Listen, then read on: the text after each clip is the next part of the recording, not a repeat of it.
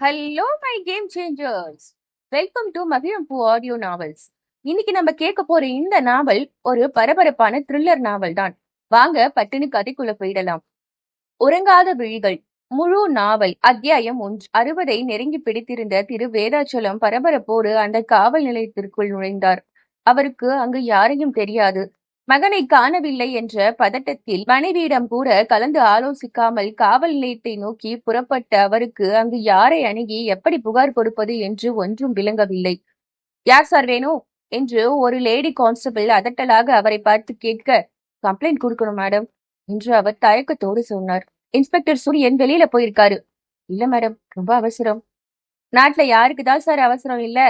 சரி, இப்படி கொஞ்ச நேரம் உட்காருங்க, சப் இன்ஸ்பெக்டர் வர நேரம்தான் என்று அவள் அலட்சியம் மிகுந்த அதே சமயம் கேலி புன்னகையோடு சொல்லிவிட்டு நகர்ந்து போனாள். வேதாச்சலம் பரபரப்பு நிரம்பிய மனதோடு பரிதவித்தபடி விழிகளை அங்கும் இங்கும் உருட்டி கொண்டு அந்த பெஞ்சில் ஓரமாக சென்று உட்கார்ந்தார். அவர் மனம் முழுக்க திடீரென்று காணாமல் போன தன்னுடைய மகன் மீதே இருந்தது. அப்பா, ஈவினிங் ஃபிளைட்ல நான் கிளம்பி சென்னைக்கு வரப்போறேன் என்று முந்தின இரவு அவருடைய மகன் கார்த்திக் போன் செய்து பேசியது அவர் மனதிற்குள் நிழலாடியது. என்னடா திடீர்னு? இல்லப்பா, பூஜாக்கு பர்த்டே வருது, அதான் ஒரு சின்ன சர்ப்ரைஸ் குடுக்கலான்னு. அதெல்லாம் இருக்கட்டும்டா, அவனுக்குத்தான் லீவு பிரச்சனையா இருக்குன்னு சொன்னியே, அப்புறம் எப்படி? அது நான் எப்படியோ சமாளிச்சிட்டேன்பா. போன மாசம் உங்க அம்மா உன்னை பாக்கணும்னு அவ்வளவு தூரம் கேட்டப்ப லீவு கிடைக்காது, வர்றது கஷ்டம், அப்படி இப்படின்னு சொன்ன. இப்போ கட்டிக்க போற பொண்ணோட பர்த்டேன்னு சொன்னதும் உடனே கிளம்பி வரல. ஐயோ அப்பா, அப்படியெல்லாம் ஒண்ணும் இல்லப்பா. அம்மாவோட மாஸ்டர் ஹெல்த் செக்அப்காக தான் நான் இப்போ மெனக்கெட்டு வரேன். அப்படியே பூஜாவோட பர்த்டேயும் வருது, அதையும் சேர்த்து செலிப்ரேட் பண்ணலாமேன்னு ஒரு சின்ன ஆசை, அவ்வளவுதான். சரிடா, நீ சொல்ற இத நான் ஒத்துப்பேன், ஆனா உங்க அம்மா ஒத்துக்கணுமே என்று மெல்லிய கோவத்தோடு நிறுத்திய வேதாச்சலம் கொஞ்சம் இடைவெளி விட்டு, எத்தனை நாள் லீவு என்றார். ஒரு வாரம் லீவு வாங்கியிருக்கேன்பா என்று எதிர்ப்பக்கம் கார்த்திக் உற்சாகத்தோடு சொல்ல, எத்தனை மணிக்கு ஃபிளைட்டு, எப்ப லேண்ட் ஆகும், எல்லாத்தையும் டீட்டெயிலா வாட்ஸ்அப்ல அனுப்பு, நான் உங்க அம்மாவை கூட்டிக்கிட்டு ஏர்போர்ட்டுக்கு வந்துடுறேன் என்று சொல்லிவிட்டு அவர் போனை வைத்தார். எதிர்ப்பக்கம் கார்த்திக் மிகுந்த மகிழ்ச்சியோடு தன்னுடைய பயண நிரலை அப்பாவுக்கு வாட்ஸ்அப் செய்தான். திட்டமிட்டபடியே அன்றிரவு பிளைட் பிடித்து ஸ்ரீலங்காவில் இருந்து இந்தியாவிற்கு வந்து இறங்கிய கார்த்திக் இறங்கிய கையோடு வாட்ஸ்அப்பில் அப்பாவுக்கு தகவல் அனுப்பினான். காமாட்சி, நம்ம பையன் சென்னைக்கு வந்துட்டானா, சீக்கிரம் கிளம்பு என்று மனைவியை ஒழுங்காக சாப்பிட கூட விடாமல் விரட்டி அடித்து பிடித்து அவளை அழைத்து கொண்டு சென்னை விமான நிலையத்திற்கு வந்து காத்திருந்த வேதாச்சலம் விடிய விடிய தூக்கத்தை தொலைத்ததுதான் மிச்சம். 30 வயதில் மிடுக்கான ஒரு இளைஞன் ஸ்டேஷனுக்குள் நுழைய அவரை பார்த்ததும் வேதாச்சலத்தின் நினைவுகள் மெல்ல ஒதுங்கிக் கொண்டது. அந்த இளைஞனுக்கு எதிரே ஒரு கான்ஸ்டபிள் விரைப்பாக நின்று சல்யூட் அடிக்க வேதாச்சலம் தயக்கத்தோடு எழுந்து நின்றார். யார் சார் வேணும் என்று அந்த இளைஞன் வேகமான குரலில் வேதாச்சலத்திடம் கத்தி கேட்கவும், I am Vedachalam, retired economic professor என்று தன்னை தடுமாற்றத்தோடு வேதாச்சலம் அறிமுகப்படுத்திக் கொண்டார். சார், என்னோட பையன் கார்த்திக், வயசு 29, ஸ்ரீலங்கால ஒரு டீ எஸ்டேட்ல மேனேஜரா ஒர்க் பண்றான். திடீர்னு ஊருக்கு கிளம்பி வரதா நேற்று நைட்டு போன் பண்ணான் என்று ஆரம்பித்து தன்னுடைய போன் உரையாடல் மொத்தத்தையும் அவர் சொல்லி முடித்தார். கூடவே சென்னைக்கு வந்து இறங்கிய கையோடு கார்த்திக் அவருக்கு அனுப்பிய வாட்ஸ்அப் மெசேஜையும் காட்டினார். நடுவுல ஏதாவது ஆகியிருக்கும்னு நீங்க சந்தேகப்பட்டுத்தான் இங்க கம்ப்ளைண்ட் கொடுக்க வந்திருக்கீங்க என்று சப் இன்ஸ்பெக்டர் கேலியும் அதே சமயம் கொஞ்சம் அலட்சியமும் நிறைந்த குரலில் கேட்கவும் அவர் தயக்கத்தோடும் குழப்பத்தோடும் ஆமாம் என்று தலையாட்டினார். அவங்க பையனோட நம்பருக்கு கால் பண்ணி பாத்தீங்களா?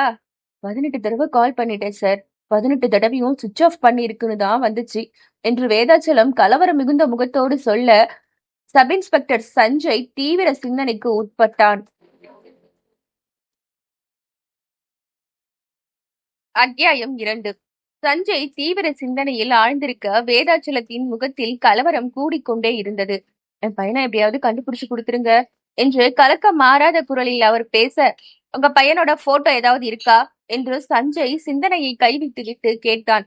அவர் படபடப்போடு தன்னுடைய செல்போன் கேலரியை ஆராய்ந்து கடந்த வருடம் கார்த்திக் ஊருக்கு வந்து சென்ற சமயத்தில் எடுத்துக்கொண்ட குரூப் போட்டோ ஒன்றை காட்டினார்.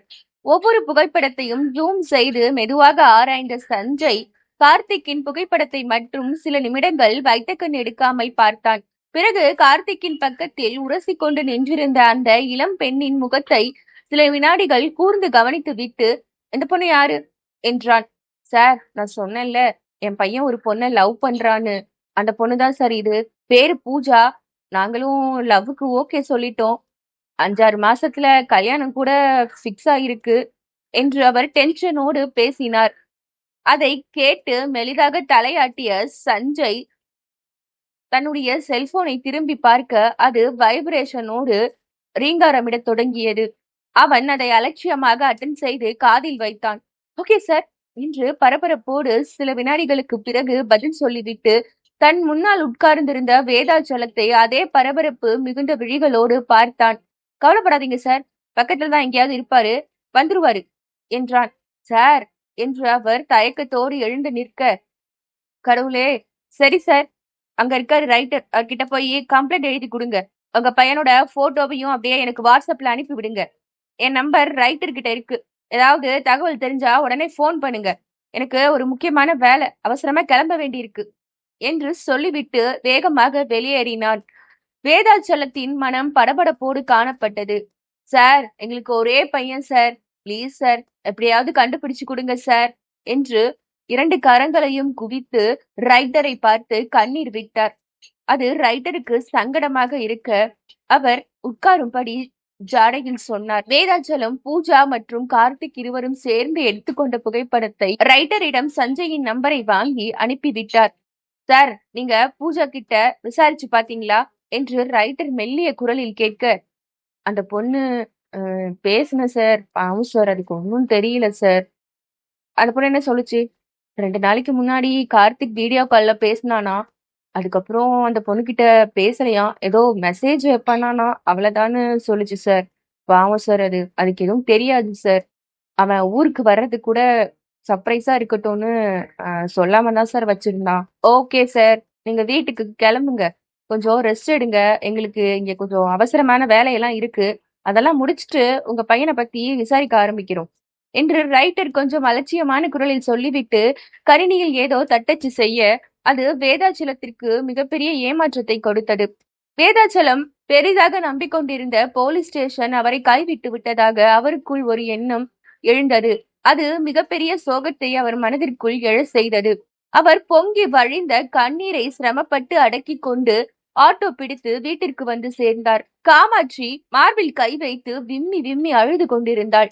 ஆறுதல் சொல்ல கூட ஆள் இல்லாத தன்னுடைய அவல நிலையையும் மகன் தொலைந்து போன துக்கத்தையும் எப்படி சமாளிப்பது என்று புரியாமல் அவள் தவித்துக் கொண்டிருந்தாள். பூஜா என்ற இளம் பெண்ணின் வாழ்க்கையை தன் மகன் கெடுத்து விட்டானோ என்று அவளுக்குள் தேவையில்லாத கற்பனை எண்ணங்களும் குழப்பங்களும் தோன்றி கண்ணீரை அதிகப்படுத்திக் கொண்டிருந்தது. கணவனின் வருகை அவளை கொஞ்சம் சாந்தப்படுத்தும் என்று நினைத்தாள். அவள் நினைத்தது போலவே வீட்டு வாசலில் வேதாச்சலம் சென்று நிற்கவும் அவள் பதட்டத்தோடு எழுந்தாள். கணவன் முகத்தில் குடிகொண்டிருந்த குழப்ப ரேகைகள் அவளை பெரிய அளவில் குழப்பவும் அவள் கண்ணீரை கட்டுப்படுத்த முடியாதவளாக கணவனை பார்த்து ஓடினாள். காமாட்சி, போலீஸ் ஸ்டேஷன்ல கம்ப்ளைண்ட் கொடுத்துட்டோமா, நீ தைரியமா இரு, உங்க பையன் எப்படியும் கிடைச்சிருவான். சரி, நீ சாப்பிட்டியா என்று அவர் முயன்று நடிக்க காமாட்சி மறுப்பாக தலையாட்டி விட்டு அவருடைய மார்பில் சாய்ந்து விம்மி விம்மி அழத் தொடங்கினாள். அத்தியாயம் 3. அழுது கொண்டிருந்த மனைவியை சமாதானப்படுத்திய வேதாச்சலம் அடுத்து என்ன செய்யலாம் என்று மனதிற்குள் திட்டமிட ஆரம்பித்தார். தன்னுடைய மகன் ஏதோ ஒரு பெரிய ஆபத்தில் சிக்கி இருக்கிறான் என்பது மட்டும் அவருக்கு தெளிவாக புரிந்தது. கூடவே ஏர்போர்ட்டில் கஸ்டம்ஸில் வேலை செய்யும் தன்னுடைய நண்பனின் மகன் ரவிசங்கரின் நினைவு வந்தது.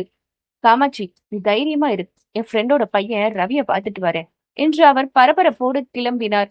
அவருடைய கையை மென்மையாக பற்றிய காமாட்சி, தனியா இருக்க எனக்கு ஒண்ணுமோ மாதிரி இருக்கு, நானும் உங்க கூட வரேனே ப்ளீஸ் என்றாள்.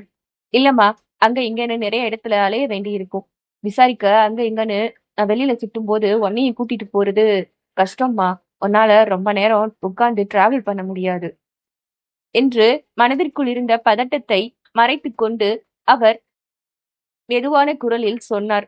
இல்லைங்க, தனியா இருந்தா பைத்தியமே பிடிச்சிடும் போல இருக்கு என்று காமாட்சி கண்ணீரை துடைத்து கொண்டு பேச காமாட்சி, உனக்கு தனியா இருக்க பயமா இருந்தா 2 தெரு தள்ளி இருக்கிற உன்னோட ஃப்ரெண்டு வீட்டுக்கு போயிடு என்று அவசரம் நிறைந்த குரலில் பேசிவிட்டு மனைவியின் முகத்தை கூட நிமிர்ந்து பார்க்க நேரம் இல்லாதவராக அவர் வேக வேகமாக தன்னுடைய காலணிகளை அணிந்து கொண்டு வெளியே வந்தார். காமாட்சி அழுது சிவந்த கண்களை துடைத்துக் கொண்டு வீட்டை பூட்டிக் கொண்டு கணவனின் அறிவுரைப்படி தன் தோழி வீட்டிற்கு கிளம்ப தயாரானாள். வீட்டிலிருந்து கிளம்பிய வேதாச்சலம் மனதிற்குள் நிறைய கேள்விகளும் கவலைகளும் சுமந்தபடி நேராக ஏர்போர்ட்டிற்கு சென்றார்.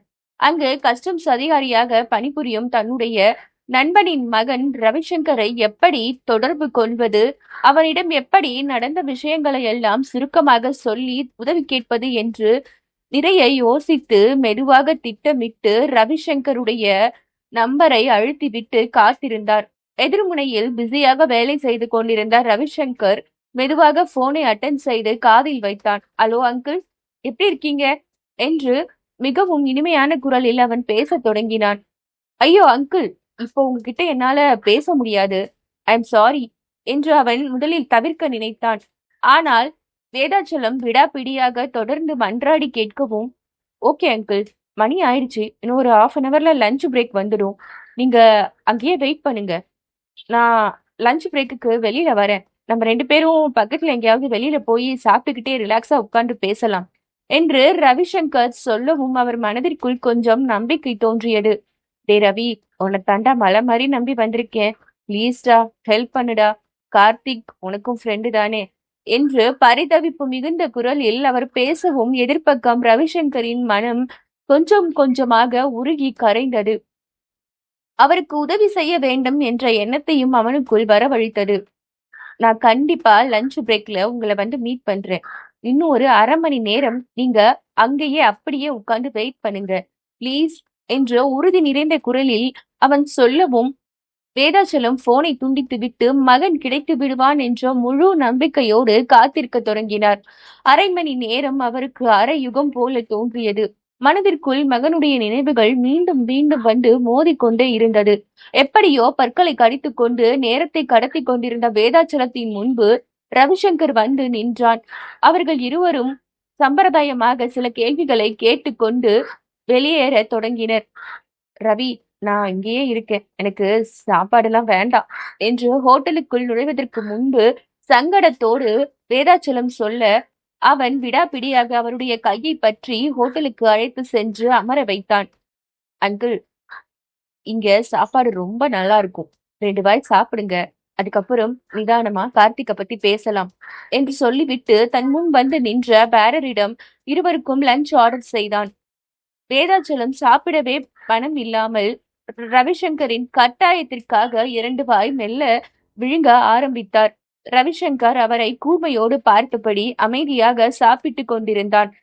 ரவிசங்கரின் மனதிற்குள் ஏதேதோ எண்ணங்கள் ஓடிக்கொண்டிருந்தது. வேதாச்சலம் அவசரமாக சாப்பிட்டு முடித்து கை கழுவிக்கொண்டு அவர் முன்பு வந்து உட்கார்ந்தார். நடந்த எல்லாவற்றையும் போர்வையாக சொல்லி முடித்தார். சாப்பிட்டு முடித்த ரவிசங்கர், அங்கிள், எனக்கு என்னமோ பூஜா மேலதான் டவுட்டா இருக்கு என்று சொல்லிவிட்டு கை கழுவ அவசரமாக எழுந்தான். இல்ல இல்ல என்று அவர் முணுமுணுப்போடு தலையாட்ட ரவிசங்கர் அவரை அழுத்தமாக பார்த்துவிட்டு நகர்ந்தான்.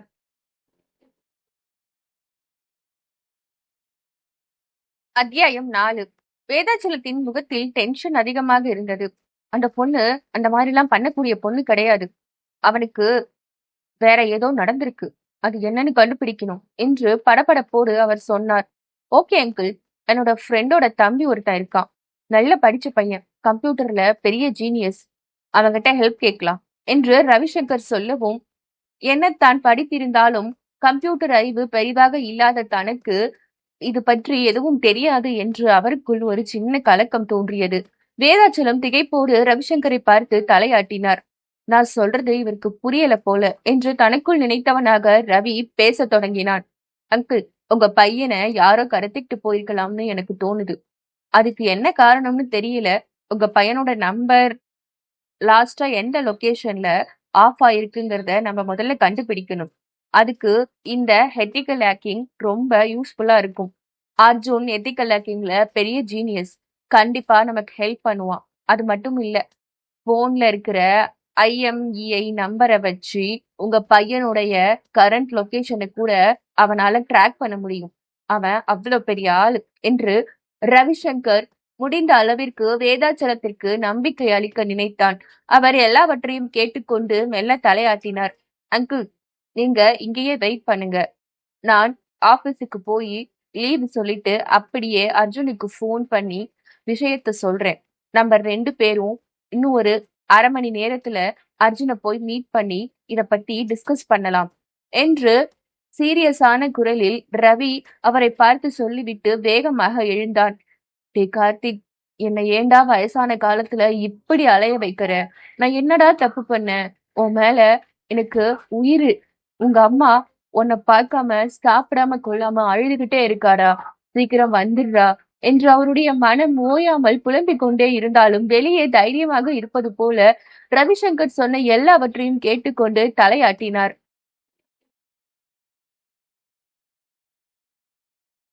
அத்தியாயம் 5. விடுப்பு சொல்லிவிட்டு திரும்பி வந்த ரவிசங்கர் தன்னுடைய காரில் வேதாச்சலத்தை ஏற்றிக்கொண்டு அர்ஜுனை பார்ப்பதற்காக கிளம்பினான். போகிற வழி நெடுக்கவே கார்த்திக்கை பற்றி வேதாச்சலம் புலம்பிக் கொண்டே வந்தார். கார்த்திக் ரொம்ப நல்லா படிப்பான், நல்லா படம் வரைவான், தப்புனா தப்புன்னு தைரியமா பேசுவான். அந்தா அதேதான், அந்த தைரியம் தான் அவனுக்கு ஏதாவது பிரச்சனையை கொண்டு வந்திருக்கும் என்று அவர் கண்ணீரை கட்டுப்படுத்தி கொண்டு பிதற்றினார். அதையெல்லாம் பொறுமையோடு கேட்டபடி வாகனத்தை செலுத்தி கொண்டிருந்த ரவிசங்கரின் மனம், டே கார்த்தி, நீ மட்டும் என் கையில கட்டச்ச என்று அவன் மீது கோபப்பட்டது. ஒருவேளை உண்மையாகவே கார்த்திக் மர்மமான முறையில் காணாமல் போயிருந்தாள், அல்லது தேச விரோத செயலில் ஈடுபட்டு யாராவது அவனை கடத்தி வைத்திருந்தாள், அதுவும் போக பணத்துக்கு ஆசைப்பட்டு கடத்தி வைத்து கொலை செய்து விடுவேன் என்று மிரட்டினாள் என்பது போன்ற சிந்தனைகள் அவன் மனதிற்குள் தொடர்ந்து எழுந்து கொண்டே இருந்தது. ரவிசங்கர் தான் ஓட்டிக் கொண்டிருந்த காரை ஒரு அபார்ட்மெண்ட் முன்பு சென்று நிறுத்தினான். அங்கிள், இதுதான் நான் சொன்ன அர்ஜுன் வீடு. நீங்க இறங்கி அந்த சைடு போய் பத்திரமா நில்லுங்க, நான் காரை பார்க் பண்ணிட்டு வரேன் என்று சொன்ன ரவிசங்கர் கஷ்டப்பட்டு தேடி ஒரு சின்ன மரத்தடியில் தன்னுடைய காரை பார்க் செய்துவிட்டு திரும்பி வந்தான். கார்த்திக் கிடைச்சிருவான்ல என்று வேதாச்சலம் கவலையோடு ரவிசங்கரை பார்க்கவும், கிடைச்சிருவான் வாங்க என்று அழுத்தமான குரலில் சொல்லிவிட்டு அவன் அர்ஜுன் வீட்டு வாசல் முன்பு சென்று நின்றான். காலிங் பெல்லை 2 முறை அழுத்திவிட்டு அவர்கள் இருவரும் காத்திருக்க ஒரு வயதான பெண் கதவை திறந்து எட்டி பார்த்தாள். நான் ரவிசங்கர், உங்க பையன் கைலாஷோட ஃப்ரெண்டு, ஞாபகம் இல்லையா என்று ரவிசங்கர் அவளிடம் சொல்லவும் அவள் லேசாக தலையாட்டி யோசிப்பது போல பாவலா செய்தாள். பிறகு வாங்க என்று மெல்லிய குரலில் அழைத்தாள். இது என் ஃப்ரெண்டு கார்த்திக்குடைய அப்பா. நாங்க 2 பேரும் அர்ஜுன் கிட்ட சில விஷயங்கள் டிஸ்கஸ் பண்ண வந்திருக்கோம். அர்ஜுன் வீட்ல இருக்கானா? நீ எப்பவும் கைலாஷத்தான தேடி வருவ, இப்ப என்ன புதுசா அர்ஜுனை கேக்குற என்று அவள் கேலியாக சிரித்தபடி சொல்லவும், உங்க பையன் அர்ஜுன் கம்ப்யூட்டர்ல பெரிய ஜீனியஸ் ஆச்சே, அதான் அது சம்பந்தமா ஒரு சின்ன ஹெல்ப் கேட்கலான்னு வந்திருக்கோம். அது சரி, அர்ஜுன் இருக்கானா என்று தன் காரியத்தில் குறியாக நின்ற ரவிசங்கர் கேட்கவும், உள்ளதான் இருக்கான். நெக்ஸ்ட் வீக் ஏதோ பிரசன்டேஷன் இருக்கான், அதுக்காக ப்ரிப்பேர் பண்ணிட்டு இருக்கானாம். நீங்க வந்து உட்காருங்க, நான் கூப்பிடுறேன் என்று தன் மகனை பற்றி பெருமிதம் பொங்க சொன்ன அந்த அம்மா மெதுவாக பக்கத்து அறைக்குள் சென்று மகனை அழைத்தாள். என்னம்மா என்று சலித்து கொண்டபடியே அர்ஜுன் வெளியே எட்டி பார்த்தான். ஹாலில் வந்து உட்கார்ந்திருந்த அவர்கள் இருவரையும் பார்த்துவிட்டு முகம் மலர்ந்து உற்சாகமாக மாறினான். ரவீனா, வாங்க, எப்படி இருக்கீங்க என்று உற்சாகம் நிறைந்த குரலில் விசாரித்தான். ரவிசங்கர் சம்பிரதாயமான சில கேள்விகளை கேட்டுவிட்டு முகம் மலர சிரித்தான். தன் பக்கத்தில் உட்கார்ந்திருந்த வேதாச்சலத்தை அறிமுகப்படுத்தி வைத்தான். பிறகு கார்த்திக் தொலைந்து போன விஷயத்தை படபடப்போடு சொல்லி நிறுத்தினான். ஒன்னும் கவலைப்படாதீங்க, கார்த்திக் சாரை கண்டுபிடிச்சிடலாம் என்று நம்பிக்கை நிறைந்த வார்த்தைகளை உதிர்த்த அர்ஜுன் பக்கத்து அறைக்கு சென்று தன்னுடைய லேப்டாப்பை எடுத்து வந்து மேஜை மீது வைத்தான். சார், உங்க மகன் கார்த்திக்கோட செல்போன் நம்பரை சொல்லுங்க என்று வேதாச்சலத்திடம் கேட்டு அவர் சொன்ன நம்பரை அப்படியே தன்னுடைய லேப்டாப்பில் உள்ளீடு செய்து சில நிமிடங்களுக்கு எல்லாம் அது கார்த்திக்குடைய செல்போன் கடைசியாக எங்கு துண்டிக்கப்பட்டது என்பதை தகவலாக உமிழ்ந்ததை அப்படியே வேதாச்சலத்திற்கு விளக்கி சொல்ல அவர் முகம் மலர்ந்தார். சார், உங்க பையன் ஏர்போர்ட்ல இருந்து வெளியில வந்து யார்கிட்டயோ பேசியிருக்காரு போல. இல்ல யாராவது அவரை பணத்துக்காக கூட அடிச்சிருக்கலாம். ஏதோ ஒண்ணு நடந்திருக்கு. லாஸ்டா அவரோட நம்பர் ஏர்போர்ட்ல தான் ஆஃப் ஆயிருக்கு என்று அர்ஜுன் சில நிமிடங்கள் எடுத்து யோசித்து மெதுவான குரலில் சொல்லவும் அதை ரவிசங்கரும் ஆமோதித்து தலையாட்டினான். என்னப்பா சொல்றீங்க, எனக்கு ஒண்ணுமே புரியல என்று வேதாச்சலம் பரிதவிப்போடு சொல்லவும், அங்கிள், உங்க பையன் ஏர்போர்ட்ல இருந்து காணாம போனது உண்மைதான்னு இந்த கம்ப்யூட்டர் சொல்லுது. சோ கவலைப்படாதீங்க, அர்ஜுனை கண்டிப்பா கண்டுபிடிச்சிடலாம் என்று நம்பிக்கை நிறைந்த குரலில் ரவிசங்கர் சொல்லவும் வேதாச்சலம் லேசான கலக்கத்தோடு தலையாட்டினார். அத்தியாயம் 6. படபடப்பாக உணர்ந்த வேதாச்சலம் கலக்கம் மிகுந்த முகத்தோடு ரவிசங்கரை பார்த்தார். ரவி, என் பையனை கண்டுபிடிக்க முடியுமா முடியாதா என்று கேட்டார். சார், உங்க பையன் கார்த்திக்குடைய போன் இப்போ தாம்பரத்துக்கு பக்கத்துல இருக்கிற ஒரு குடோன்ல சிக்னல் காட்டுது என்று அர்ஜுன் தன்னுடைய லேப்டாப்பை பார்த்தபடி உற்சாகமாக கூவினான். அதை கேட்டு வேதாச்சலம் முகம் மலர்ந்தார். ரவி, உடனே போலீஸுக்கு சொல்லி அவங்களையும் கூட்டிட்டு அங்க போலாம் வா என்று பரபரத்தார். சார், நான் சொல்றேன்னு தப்பா நினைச்சுக்காதீங்க. இதை போலீஸ்ல சொல்லி அவங்க கிட்ட இந்த கேஸ ஒப்படைச்சிட்டு சும்மா உட்கார்றதுங்கிறது நடக்காத காரியம். அது மட்டும் இல்ல, எத்தனையோ ஒரு நாளைக்கு காணாம போறாங்க. அதுல ஒருத்தன் தான் உங்க மகன். அவங்க அப்படித்தான் அதை அலட்சியமா டீல் பண்ணுவாங்க. பட் அந்த மாதிரி விட்டா உங்க மகனோட உயிருக்கே கூட ஆபத்தா முடியலாம் என்று அர்ஜுன் சிரத்தையான குரலில் சொல்லவும் வேதாச்சலத்திடம் ஏற்பட்ட மலர்ச்சி மெல்ல மாறி அவர் முகத்தில் கலக்கமும் குழப்பமும் ஏறி உட்கார்ந்து கொண்டது. என்ன பண்ணலான்னு சொல்ற என்று அவர் கோபமாகவும் அதே சமயம் கலக்கத்தோடும் கேட்டார். அர்ஜுன் கூலாக அவரை பார்த்தான். ஒன்னும் பயப்படாதீங்க. ஹெல்ப்புக்கு என்னோட ஃப்ரெண்ட்ஸ கூப்பிட்டுக்கலாம். நம்ம எல்லாரும் டீமா ஒரு கார்ல கிளம்பி அந்த ஏரியாவுக்கு போலாம். போற வழி முழுக்க உங்க பையனோட மொபைல நான் ட்ராக் பண்ணிட்டே வரேன்.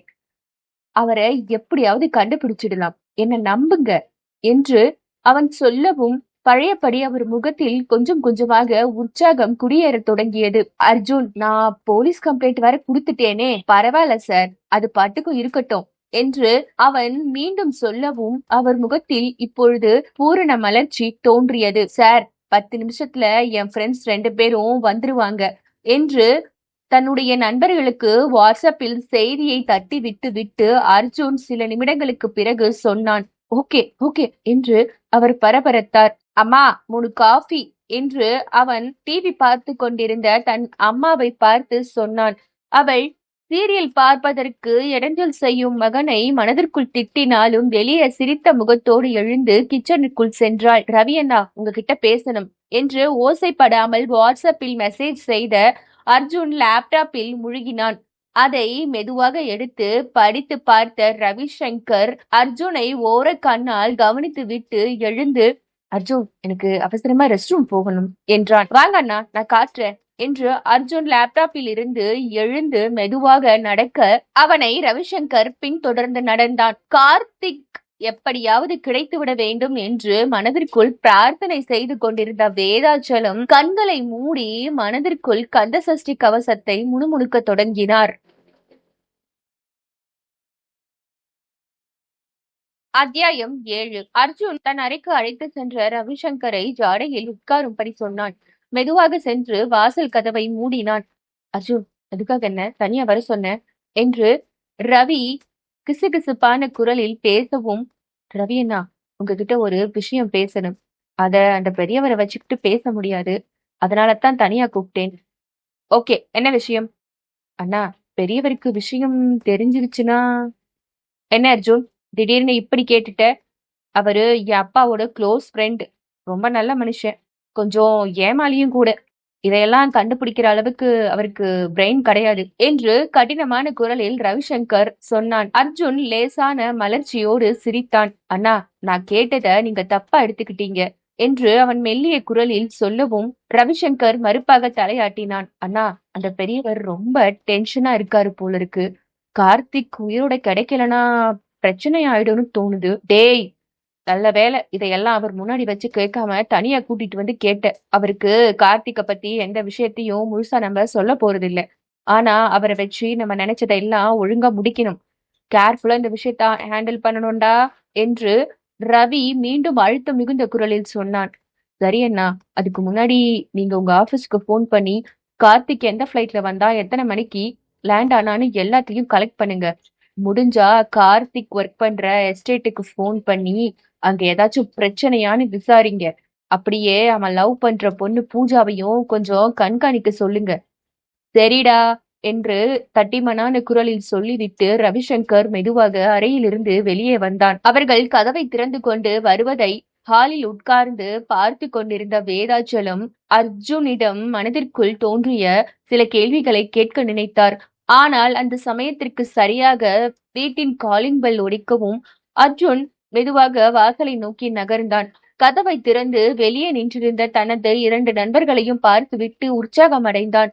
டேய் தினேஷா, பிரணவ், வாங்கடா வாங்க என்று உற்சாகம் நிறைந்த குரலில் வரவேற்று உள்ளே அழைத்து வந்தான். பர்ஃபெக்ட் டைமிங்டா. இதோ நான் சொன்னேன்ல, இவர்தான் கார்த்திக் சாரோட அப்பா என்று தன் முன்னால் பயந்து நடுங்கியபடி உட்கார்ந்திருந்த வேதாச்சலத்தை அர்ஜுன் தன் நண்பர்களுக்கு அறிமுகப்படுத்தினான். அவர் மனதிற்குள் கந்த சஷ்டி கவசத்தை இன்னும் சொல்லிக் கொண்டு தான் இருந்தார். ஆனால் வெளியே அமைதியாக இருப்பது போல காட்சி அளித்தார். சரி அங்கிள், வாங்க, டைம் ஆகுது, கிளம்பலாம் என்று மெல்லிய குரலில் ரவி அழைக்கவும் அவர் கந்த சஷ்டி கவசத்தை நிறுத்தாமல் மனதிற்குள் சொன்னபடியே அவர்களோடு இணைந்து நடக்க ஆரம்பித்தார். அத்தியாயம் 8. அந்த கார் மிக சீரான வேகத்தில் போய்க் கொண்டிருந்தது. காரில் இருந்த ஃப்ரெஷ்னர் தன்னுடைய கடமையை செவ்வனே செய்து கொண்டிருக்க அதனுடைய மனம் இளைஞர்கள் எல்லோரிடமும் கிறக்கத்தை ஏற்படுத்தியது. ஆனால் வேதாச்சலம் அதை பற்றி எந்த ஒரு விஸ்தரணையும் இல்லாமல் தொடர்ந்து தன்னுடைய மகன் கார்த்திக் கிடைக்க வேண்டும் என்று கந்த சஷ்டி கவசத்தை உறக்கவே பாடியபடி உட்கார்ந்திருந்தார். தன்னுடைய மொபைல் போனை எடுத்த தினேஷ், என்னடா இது, இந்த ஆளு இப்படி டென்ஷனாகி உட்கார்ந்திருக்காரு என்று மெசேஜை தன்னுடைய 2 நண்பர்களுக்கும் தட்டி விட்டு விட்டு தனக்குள் கேலியாக சிரித்தான். டேய், எல்லாம் கரெக்டா போயிட்டு இருக்கு, சைலண்டா இரு என்று அர்ஜுன் மெசேஜுக்கு ரிப்ளை போட்டு விட்டு அமைதி காத்தான். காரில் ஒருவித அமைதி நிலவியது. ரவிசங்கர் தொடர்ந்து சாலையில் கவனம் செலுத்தி காரை ஓட்டிக் கொண்டிருக்க அர்ஜுன் தன்னுடைய லேப்டாப்பில் கார்த்திக்குடைய மொபைல் போனை தொடர்ந்து டிராக் செய்தபடி இருந்தான். டேய், கார்த்திகோட மொபைல் சிக்னல் கொஞ்சம் கொஞ்சமா தாம்பரம் பக்கம் மூவ் ஆகுதுடா என்று அர்ஜுன் கூவ அவர்கள் பரபரத்தனர். எந்த பக்கம்டா போகுது, விடாத, தொடர்ந்து ட்ராக் பண்ணு என்று பலவித குரல்கள் மாறி மாறி தோன்ற ராயப்பா நகர்னு காட்டுது என்று அர்ஜுன் அலறினான். வேதாச்சலம் உட்பட அங்கு இருந்த எல்லோருமே அவனுடைய லேப்டாப்பை படபடப்போடு எட்டி பார்த்தனர். ஐயோ, என் பையனை எப்படியாச்சும் காப்பாத்துங்களே என்று வேதாச்சலம் இறைந்தார். கவலைப்படாதீங்க அங்கிள், கார்த்திக் எதுவும் ஆகாது, கண்டுபிடிச்சிடலாம் என்று ரவிசங்கர் ஆறுதல் சொல்லவும் வேதாச்சலத்தின் போன் அடிக்கவும் நேரம் சரியாக இருந்தது. அவர் அவசரத்தோடு செல்போனை எடுத்து பார்த்தார். அதில் காமாட்சி நியூ நம்பர் என்று திரையில் மின்னிக் கொண்டிருக்க, என்னோட வைஃப் தான் என்று அவர் அலுப்பாக சொல்லிவிட்டு போனை அட்டன் செய்தார். சொல்லு காமாட்சி என்று பதட்டத்தை மறைத்துக் கொண்டு பேசினார். கார்த்திக் அடிச்சிட்டானா? இல்ல, ஆனா பத்திரமா இருப்பான்னு நான் நம்புறேன். நீயும் சாமி கிட்ட வேண்டிக்கோ. என்னால இங்க முடியல என்று அவள் மெல்ல அழத் தொடங்கவும், சும்மா அழாத காமாட்சி, அழறதுனால எந்த லாபமும் இல்ல என்று அவர் கத்தினார். என்னங்க நீங்க இப்படி திட்டுறீங்களே, என் நிலைமைய கொஞ்சம். எனக்கு உன் மனசு புரியுதுமா, ஆனாலும் என்ன பண்றது, கொஞ்சம் டைம் ஆகும். நீ உன் மகனுக்காக கோயிலுக்கு போய் பிரார்த்தனை பண்ணு. இப்போ நம்மளால பண்ண முடிஞ்சது அது மட்டும்தான் என்று அவசரமான குரலில் சொல்லிவிட்டு அவர் போனை கட் செய்தார். அவருடைய பரிதாப நிலை ரவிசங்கரின் மனதிற்குள் சின்ன தடுமாற்றத்தை உண்டு பண்ணியது. ஆனால் அவன் அதை பற்றி கவலைப்படாமல் தொடர்ந்து வாகனத்தை செலுத்திக் கொண்டிருந்தான். அத்தியாயம் 9. அவர்கள் சென்று கொண்டிருந்த வாகனம் சீரான வேகத்தோடு ராயப்பா நகரை பார்த்து முன்னேறி கொண்டிருந்தது. ரவியண்ணா, நம்ம வண்டி ஆல்மோஸ்ட் ராயப்பா நகர் கிட்ட வந்துடுச்சு என்று அர்ஜுன் சொல்லவும் ரவிசங்கர் ஆமாம் என்பது போல தலையாட்டினான். அண்ணா, பக்கத்துலதான் கார்த்திகுடைய மொபைல் சிக்னல் காட்டுது, நீங்க மெதுவாவே வண்டியை ஓட்டுங்க என்று அர்ஜுனுடைய லேப்டாப்பை குனிந்து பார்த்து கொண்டிருந்த தினேஷ் சொல்லவும் காரின் வேகம் குறைந்தது. இப்பொழுது மீண்டும் வேதாச்சலத்தின் மொபைல் சன்னமான ஒலியோடு அதிர, கடவுளே, என் பொண்டாட்டிக்கு நல்ல புத்தியே வராதா என்று அவர் முணுமுணுப்பாக சொல்லிவிட்டு அவசரமாக போனை பாக்கெட்டில் இருந்து உருவினார். அதில் காமாட்சி நியூ நம்பர் என்று மீண்டும் திரையில் ஒளிரவும் ரெட் கலர் பொத்தானை அழுத்தி காலை கட் செய்யலாம் என்று நினைத்தார். சார், பாவம் அவங்க டென்ஷன்ல இருப்பாங்க. போன் அட்டென்ட் பண்ணி நம்ம கார்த்திக் சாரை கண்டுபிடிச்சிட்டோம்னு சொல்லுங்க என்று அர்ஜுன் சொல்ல, இல்ல வேண்டாம், பொய் சொல்லி அப்புறம் ஏதாச்சும் பிரச்சனை ஆயிடுச்சுன்னா அவ தாங்க மாட்டா என்று அவர் தயங்கினார். ஒன்னும் ஆகாது சார், சொல்லுங்க. இல்ல, அவ ஏற்கனவே உடம்புக்கு முடியாதவ என்று வேதாச்சலம் மீண்டும் தயக்கத்தோடு சொல்லவும், கண்டிப்பா நம்ம கார்த்திக் சாரை கண்டுபிடிச்சிடலாம். தைரியமா சொல்லுங்க. நீங்க இப்படி ஒரு பொய் சொல்றதுனால யாருக்கும் எந்த நஷ்டமும் கிடையாது. இன்னும் சொல்ல போனா உங்க மனைவி ரொம்ப நிம்மதியா உங்களுக்காகவும் உங்க மகனுக்காகவும் காத்துக்கிட்டு இருப்பாங்க என்று அழுத்தமான குரலில் அர்ஜுன் மீண்டும் சொல்லவும், அவர் தயக்கத்தோடு தலையாட்டினார்.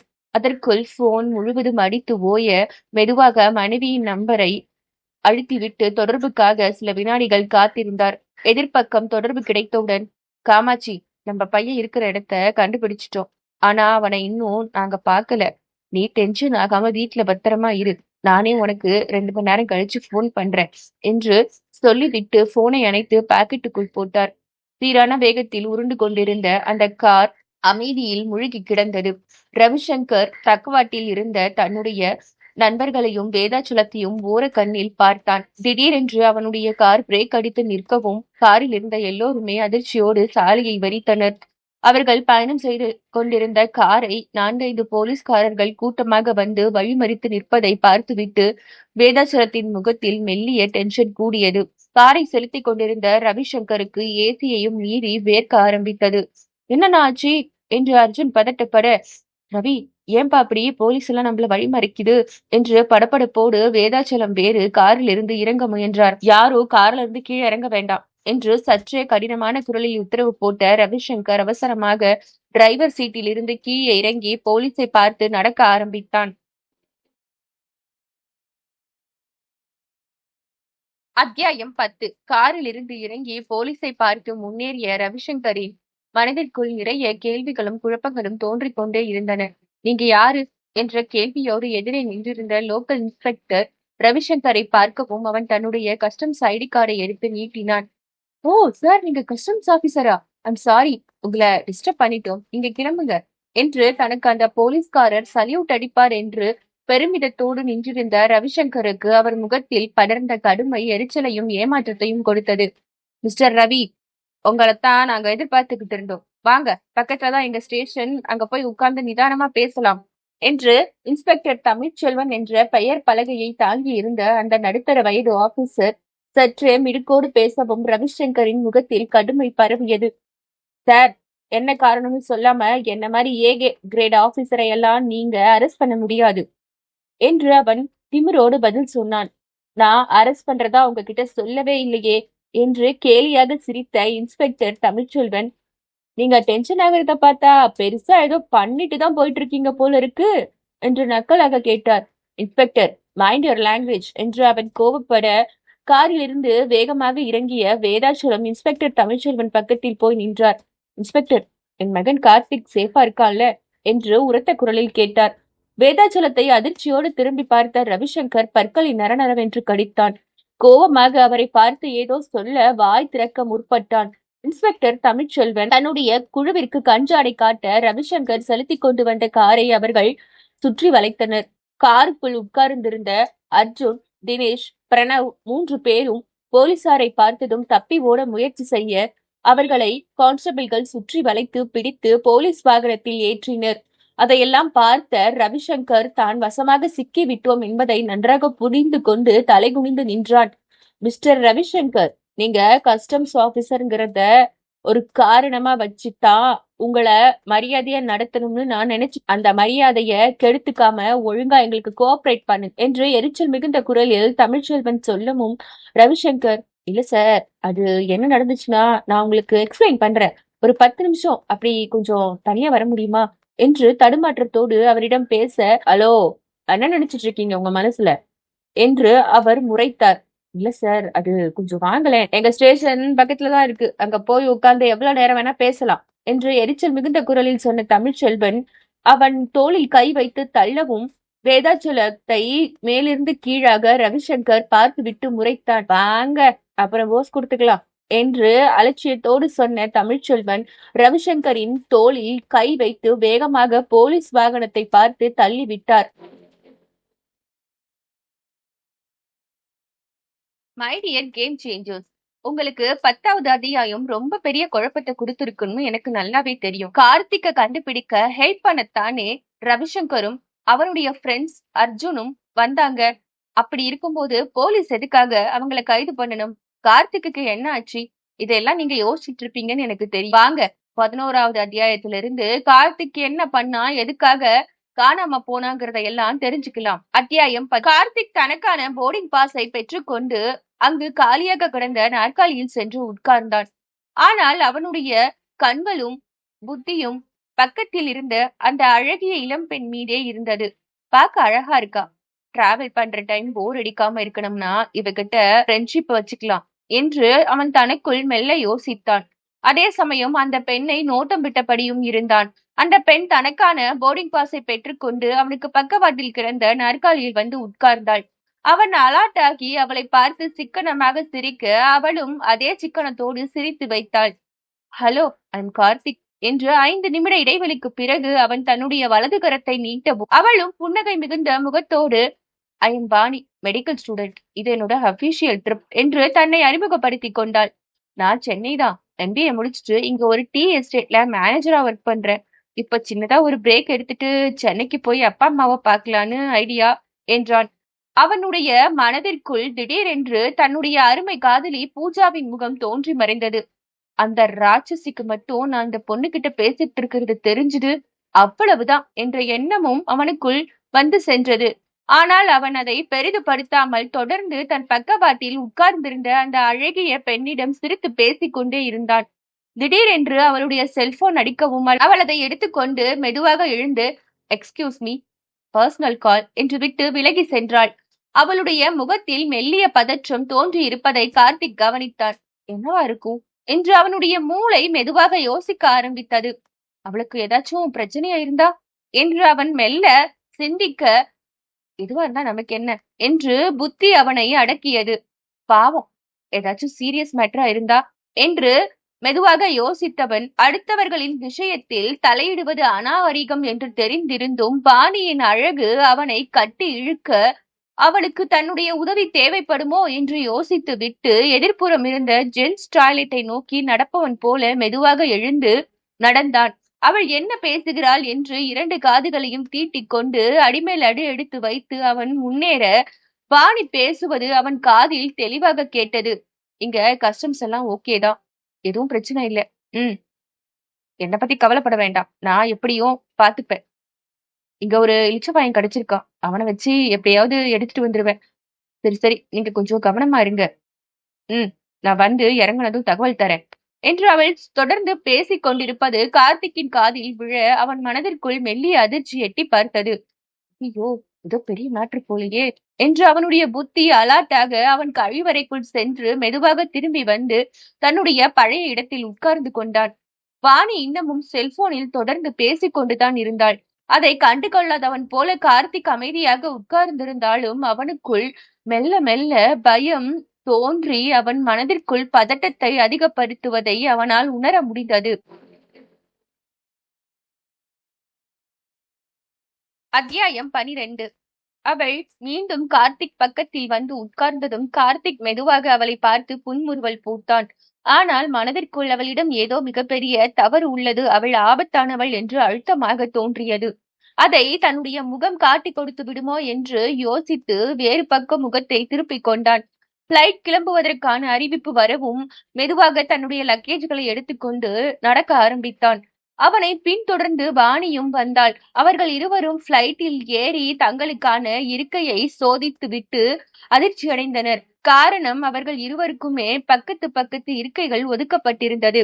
காசிக்கு போனாலும் கருமன் தொலைய மாட்டேங்குது என்று கார்த்திக் தனக்குள் முணுமுணுத்தான்.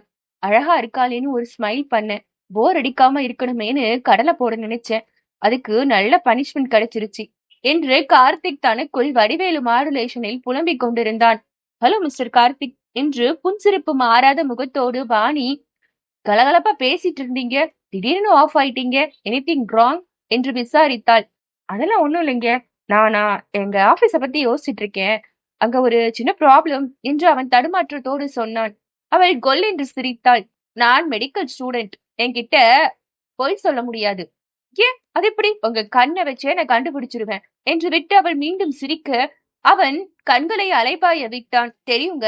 ஃபர்ஸ்ட் நீங்க மெடிக்கல் ஸ்டூடெண்ட்ன்னு சொன்னீங்க என்றான். முழுசா கேளுங்க என்று சிரித்தவள் தொடர்ந்தாள். நான் என் ஃப்ரெண்டோட அப்பாவுக்காகத்தான் இங்க வந்திருக்கேன். அவருக்கு 2 பசங்க. மூத்த பையன் என்னோட மெடிசன் படிக்கிறான். 2வது பையன் இன்ஜினியரிங் ஃபர்ஸ்ட் இயர். அவன் தண்ணி அடிச்சுட்டு கார தாறுமாறா ஓட்டி ஆக்சிடென்ட் பண்ணி மண்டையில அடிபட்டு மூளை நரம்பு கட்டாயி கண் பார்வை இழந்துட்டான். அவனுக்கு கண் ஆபரேஷன் பண்ணணும். இவ சொல்றது உண்மையா பொய்யா என்ற சந்தேகத்தோடு கார்த்திக் தலையாட்டி கேட்டுக்கொண்டான். யாராவது கண் தானம் பண்ணா கண் பார்வை திரும்ப கிடைச்சிரும்னு டாக்டர் சொன்னதுனால என்ன இங்க அனுப்பியிருக்காங்க. கார்த்திக் ஒன்றும் புரியாதவன் போல அவளை பார்த்தான். ஆக்சிடென்ட் ஆகி கண் பார்வை இழந்த பையனோட அப்பா பெரிய பணக்காரராச்சே. அவர் நினைச்சா கண்ணை வாங்க முடியாதா என்ன என்று விட்டு சிரித்தவள் கார்த்திக்கின் முகத்தை சில வினாடிகள் அமைதியாக பார்த்து விட்டு, இங்க இலங்கையில எப்படியோ பிரெயின் டெட் ஆன ஒரு பையனோட ஃபேமிலிய புடிச்சு அவங்களுக்கு 10 லட்சம் ரூபாய் பணம் கொடுத்து கண்ணை வாங்கிட்டாரு. அத பத்திரமா எடுத்துட்டு போய் ஹாஸ்பிட்டல்ல ஒப்படைக்கிறது, ஆபரேஷன் நடத்துறது இது எல்லாமே என்னோட சீனியர் டாக்டருடைய பொறுப்பு. அவருக்கு முக்கியமான ஒரு கேஸ். பாம்பே போயே ஆகணும். அதனால அந்த வேலைய அவர் என்ன நம்பி என்கிட்ட குடுத்துட்டு பாம்பே கிளம்பிட்டாரு. அதனால நான் இப்போ சென்னையில இருந்து ஸ்ரீலங்கா வந்து கண்ண எடுத்துக்கிட்டு மறுபடியும் ஸ்ரீலங்கா போயிட்டு இருக்கேன் என்று அவள் கோர்வையாக சொல்லி முடித்தாள். இப்படி கூடவா நடக்கும் என்று கார்த்திக்கின் மனதிற்குள் வியப்பு தோன்றினாலும் அவளுடைய முகத்தை ஊடுருவி பார்த்தான். அதில் உண்மை இருப்பதாக அவனுக்கு நம்பிக்கை வரவில்லை. என்ன கார்த்திக், நான் இவ்வளவு பெரிய விஷயத்த சொல்லிட்டு இருக்கேன், நீங்க ரொம்ப சைலண்டா இருக்கீங்க. சே சம்திங் என்று கார்த்திக்கின் வலது தோலை பிடித்து உலுக்கி விட்டு அவள் சொல்லவும், இல்ல இப்படிலாம் நடக்குமான்னு யோசிச்சுட்டு இருந்தேன் என்று தன்னை சுதாரித்துக் கொண்டு கார்த்திக் பேசினான். கண்டிப்பா நடக்கும். இது விஞ்ஞான உலகம். எது வேணா நடக்கும். பணம் இருந்தா போதும். உலகத்தையே சுருட்டி பாக்கெட்ல போட்டுக்கலாம் என்று அவள் அலட்சியம் மிகுந்த குரலில் சொல்லிவிட்டு, எனக்கு ரொம்ப டயர்டா இருக்கு கார்த்திக். 2 நாளா சரியா தூங்கவே இல்ல. நான் கொஞ்ச நேரம் தூங்குறேன் என்று விட்டு கண்களை மூடி இருக்கையில் சரிந்து உட்கார்ந்தாள். கார்த்திக் சில வினாடிகள் அவளை கூர்ந்து பார்த்து விட்டு தனக்குள் பெருமூச்சு விட்டான். எதிரே இருந்த திரையை உயிர்ப்பித்து ஏதாவது படம் பார்க்கலாம் என்று யோசித்தான். அந்த நேரத்திற்கு சரியாக வந்து நின்ற ஹேர் ஹோஸ்டர்ஸ் கார்த்திக்கை தன் பக்கம் திருப்பினாள். கை ஜாடையில் தன்னோடு வருமாறு அவனுக்கு தகவல் தெரிவித்து விட்டு விலகி நடந்தாள். அவன் அதிர்ச்சியோடு அந்த பெண் நடந்த திசையை பார்த்து கொண்டு உட்கார்ந்திருந்தான். அத்தியாயம் 14. கார்த்திக் அந்த ஹேர் ஹோஸ்டர்ஸை குழப்பத்தோடு பார்த்தான். இது என்ன ஏழரையை பூட்டப் போகுதோ தெரியலையே என்று தனக்குள் புலம்பினான். அந்த ஹேர் ஹோஸ்டர்ஸ் அவனை மீண்டும் பா என்பது போல கஞ்சாடை காட்டிவிட்டு தூரமாக நின்றிருந்தாள். கார்த்திக் தயக்கத்தோடு ஹேர் ஹோஸ்டர்ஸை பார்த்து மெதுவாக நடந்தான். அவள் அருகில் சென்று நின்றான்.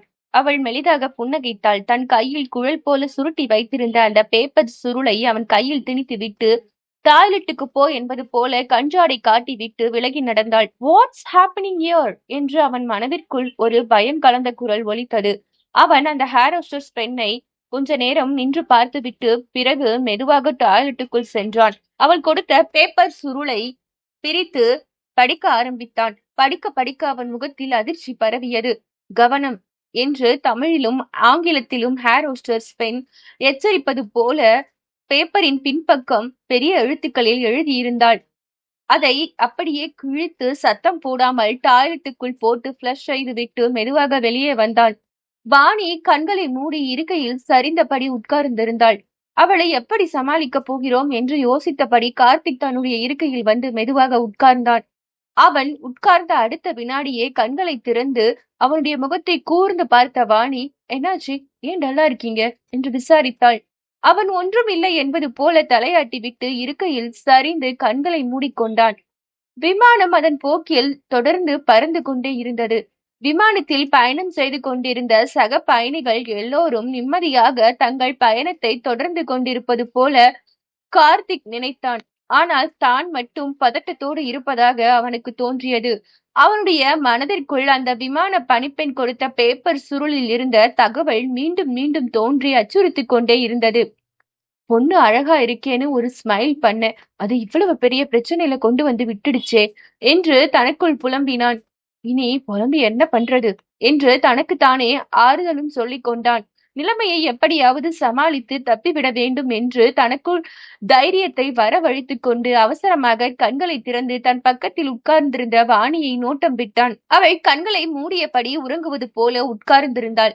மெதுவாக எழுந்த கார்த்திக் தன் தலைக்கு மேல் பத்திரமாக வைக்கப்பட்டிருந்த அவளுடைய பெட்டியையும் சற்று தள்ளி வைக்கப்பட்டிருந்த தன்னுடைய பெட்டியையும் கவனித்தான். பெருமூச்சு விட்டான். அதற்கு தனக்கு பக்கத்தில் உட்கார்ந்திருந்த வாணியை ஒரு கண்ணால் பார்த்தபடி மறு கண்ணால் பெட்டிகள் இரண்டையும் நோட்டம் விட்டான். எப்படியாவது அதை மாத்தி வச்சிடணும் என்று தனக்குள் முணுமுணுத்தான். வாணி கண்கள் மூடிய நிலையில் அப்படியே தொடர்ந்து உட்கார்ந்திருந்தாள். அவள் அப்படியே ஆழ்ந்த உறக்கத்தில் இருக்க வேண்டும் கடவுளே என்று மனதிற்குள் பிரார்த்தனை செய்து கொண்ட கார்த்திக் மெதுவாக அவளுடைய பெட்டியை திறந்தான். அதில் இருந்து வழுவழுப்பான அந்த நீல நிற சின்ன சைஸ் பேக்கை அவசரமாக எடுத்து தன்னுடைய பெட்டியில் திணித்தான். யாராவது பார்க்கிறார்களா என்று அக்கம் பக்கம் தலையை திருப்பி பார்த்துவிட்டு அவசரமாக தன் பெட்டியை மூடினான். பிறகு நல்ல பிள்ளை போல மீண்டும் தன்னுடைய இடத்தில் வந்து உட்கார்ந்து கொண்டான். மெதுவாக மார்பில் கை வைத்து மூச்சு விட்டான். கடவுளே, இன்னைக்கு யார் மூஞ்சில முழிச்சனே தெரியலையே என்று மனதிற்குள் சொல்லிக் கொண்ட கார்த்திக் கண்களை மூடி உறங்க நினைத்தான்.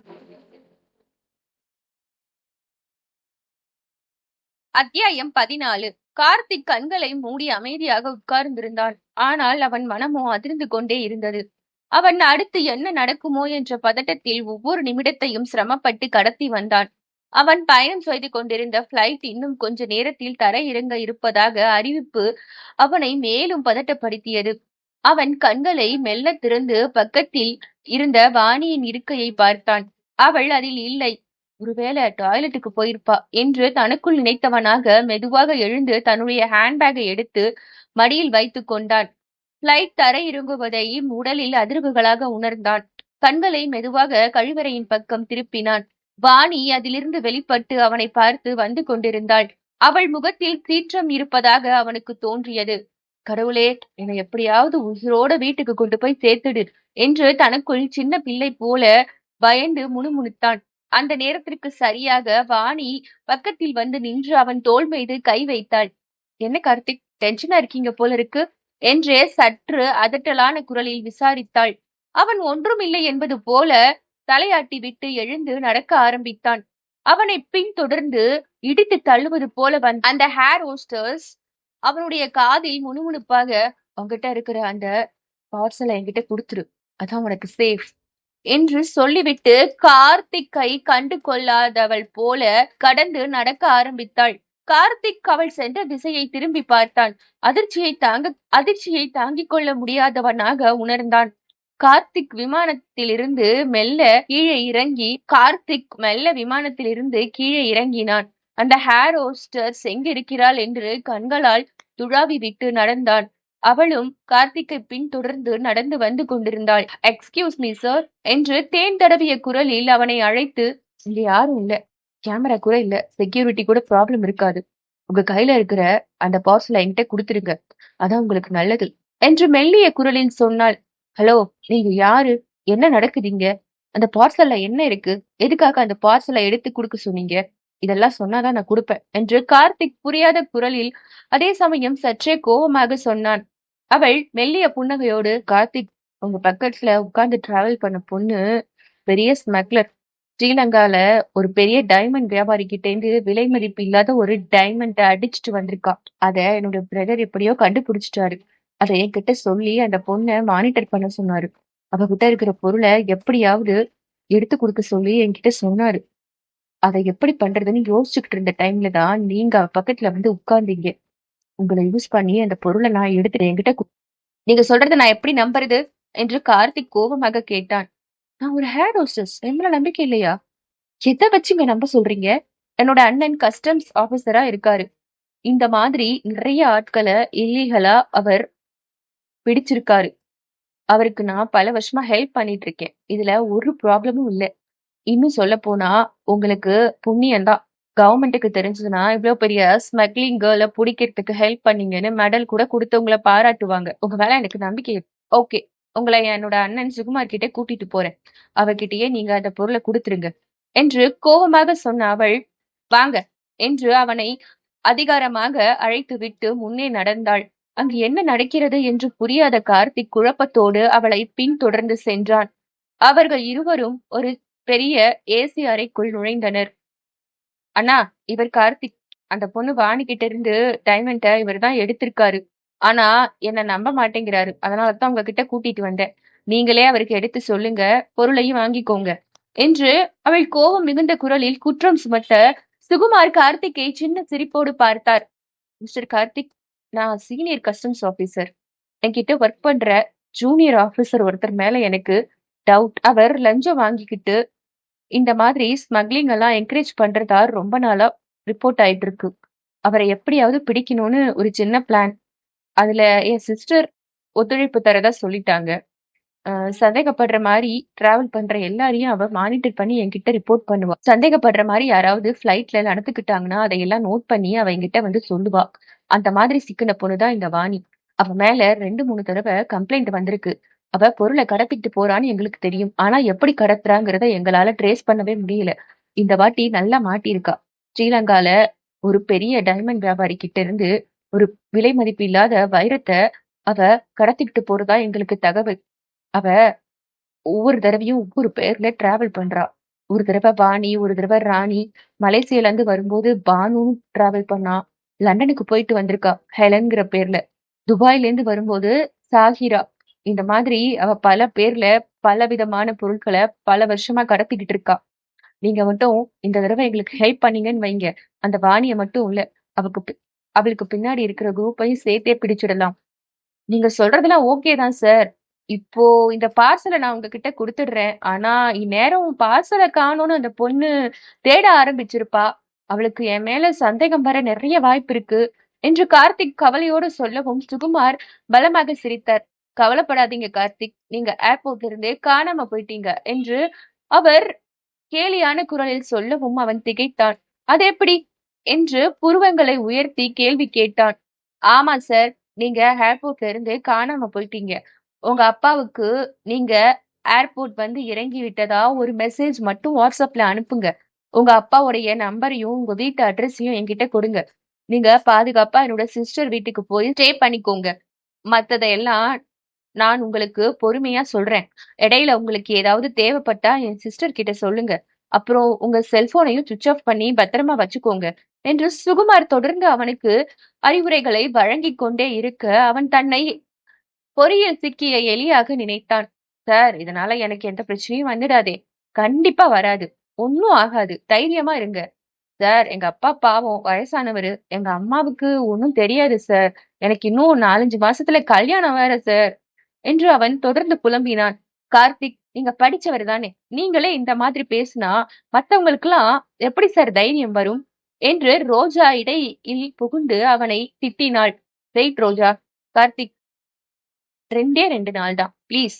இத அரசாங்கத்துக்கு செய்யற ரொம்ப பெரிய சேவையா நினைச்சு செய்யுங்க என்று உறுதியளித்த சுகுமார் மெல்லிய குரலில், ரோஜா அவர் கூட்டிட்டு கிளம்பு என்று உத்தரவு போட, கார்த்திக் வேறு வழி இல்லாமல் தன் கையில் இருந்த பார்சலை வெளியே எடுத்து அவர்கள் இருவரையும் தயக்கத்தோடு பார்த்தான்.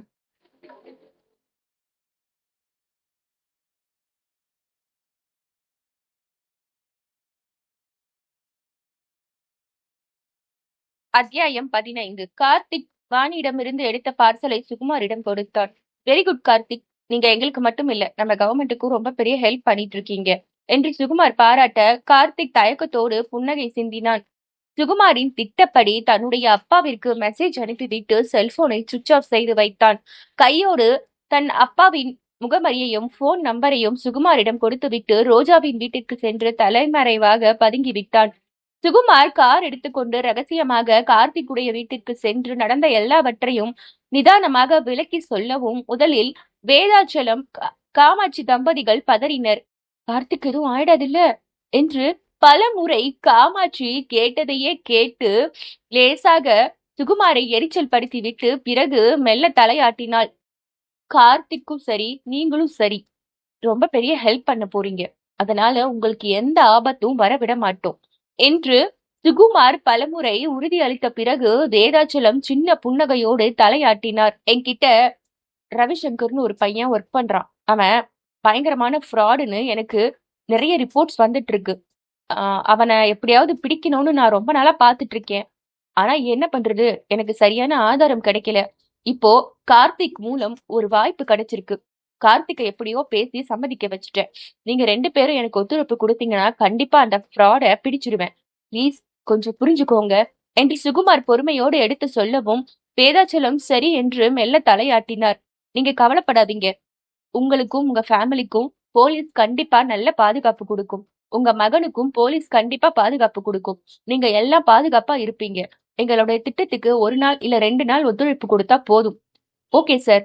நாங்க உங்களுக்கு ஒத்துழைப்பு குடுக்கிறோம் என்று மெல்லிய குரலில் காமாட்சியும், ஆமா சார், கண்டிப்பா ஒத்துழைப்பு குடுக்கிறோம் என்று தைரியம் மிகுந்த குரலில் வேதாச்சலமும் சொல்ல, ரொம்ப நன்றி சார் என்று சுகுமார் எழுந்திருக்க முயன்றார்.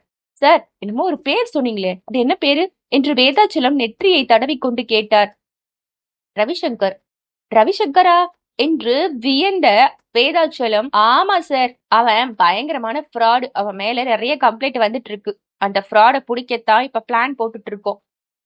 சார், ரவிசங்கர் என்று முணுமுணுத்த வேதாச்சலம் மனதிற்குள் பால்ய நண்பன் ராதாகிருஷ்ணனை பற்றிய யோசனைகள் எழுந்தது. அவர் அவசரமாக தன்னுடைய செல்போனை எடுத்து அதில் குரூப் போட்டோவில் இருந்த ரவிசங்கரின் புகைப்படத்தை தேடி பிடித்து அவசரமாக சுகுமாரிடம் காட்டினார். அட, இந்த ஃப்ராட உங்களுக்கு தெரியுமா என்று சுகுமார் வியப்போடு கேட்கவும், சார், என்னோட ஃப்ரெண்டு ராதாகிருஷ்ணன் பையன் தான் இந்த ரவிசங்கர். இவன் சின்ன வயசுல இருந்தே ஃப்ராடு தான் என்று எரிச்சல் கலந்த குரலில் வேதாச்சலம் சொன்னார். சுகுமார் அதன் பிறகு மெல்ல மெல்ல யோசித்து நிதானமாக வேதாச்சலத்துடன் கலந்து ஆலோசித்து ஒரு நல்ல திட்டத்தை உருவாக்கினார். அந்த திட்டத்தின்படி வேதாச்சலம் தன் மகன் கார்த்திக்கை காணவில்லை என்று முதலில் போலீசில் கம்ப்ளைண்ட் கொடுப்பது போல சின்னதாக ஒரு டிராமாவை போட்டார். பின்னர் ரவிசங்கரிடம் போய் உதவி கேட்டார். தன்னை பிடிப்பதற்காக இப்படி ஒரு வலை பின்னப்பட்டிருப்பது அறியாமல் ரவிசங்கர் வாணி கொடுத்த தகவலின் அடிப்படையில் நிச்சயம் கார்த்திக் தான் தன்னுடைய வைர பார்சலை திருடி இருப்பான் என்ற கோணத்தில் மட்டும் யோசித்து அந்த வைரத்தை எப்படியாவது கைப்பற்றிவிட வேண்டும் என்ற ஆசையில் வேதாச்சலத்திற்கு உதவி செய்வதாக ஒப்புக்கொண்டான். அவரை அழைத்து கொண்டு தன்னுடைய ஃப்ராடு வேலைகளுக்கெல்லாம் ஒத்துழைப்பு கொடுக்கும் அர்ஜுன் மற்றும் அவனுடைய நண்பர்களின் கூட்டணியை அறிமுகப்படுத்தி வைத்தான்.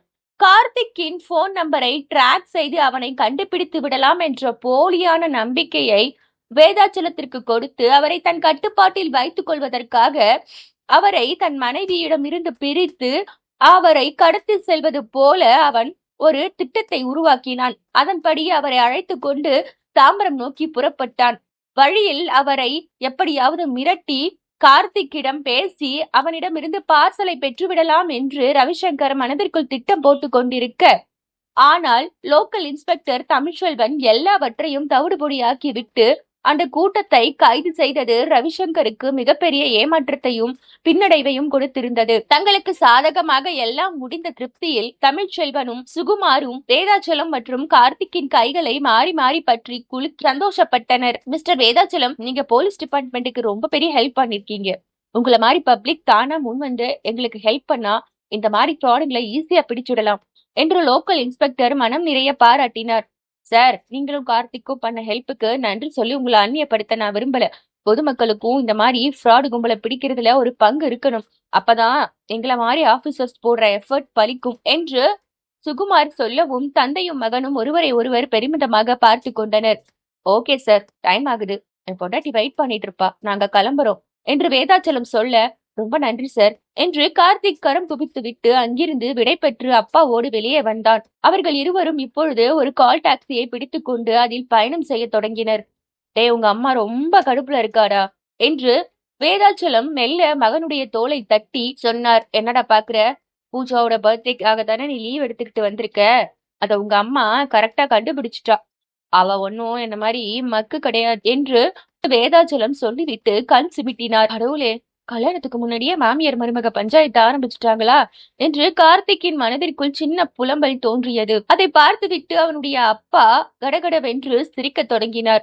இந்த நாவல் உங்களுக்கு பிடித்திருந்தால் லைக் பண்ணுங்க. உங்களுடைய கருத்துக்களை கமெண்டில் சொல்லுங்க.